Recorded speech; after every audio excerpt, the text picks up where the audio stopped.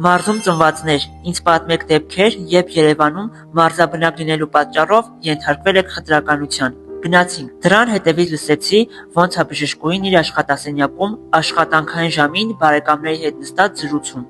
Իմանալով, որ սպասում եմ, բարեկամուհին ասեց՝ սպասող մարդ կար, պատասխանեցի՝ ոչինչ են մեղրեցին ա։ Չգիտեմ ինչ խնդիր ուներ դրա հետ կապված, բայց դրանից հետո պարզ է, որ բժշկուհուն պետքա փոխեմ ու նորմալ բժիշկ ընտրեցի։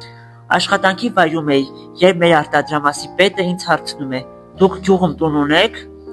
բա որ գնում ես որտեղ ես մնում։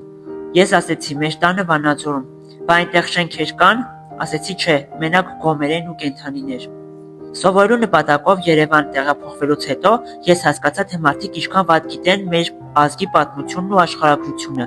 Լիքը մարդու համար կա Երևան ու ռայոններ, նրանք պատկերացում չունեն, որ Գեղարքունիքում կարող է նաև քաղաքներ լինեն, բնակելի շենքերով, այլ զուտ մի մեծ արոտավայր, որտեղ մարդիկ ապրում են նախնադարյան կենցաղավարությամբ։ Բնիկ երևանցիների կողմից երբեք խտրականություն չեմ նկատել, այլ Երևան գնացած, այլ քաղաքներից, գյուղերից եկածների կողմից շատ եմ նկատել, այդ տեսակ մարդկանց պետքա իրենց տեղը դնել։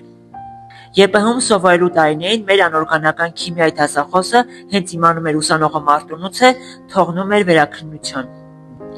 Ես Էջմիածնից եմ եղել, բայց երբեք չեմ հանդիպել որևէ խտրականության։ Հայաստանի տարբեր ծայրերից, հեռավոր գյուղեր, քաղաքներից կուրսեցիներ եմ ունեցել, երբեք չեմ նկատել, որ իրենք էլ խտրականության առաջ կանգնել։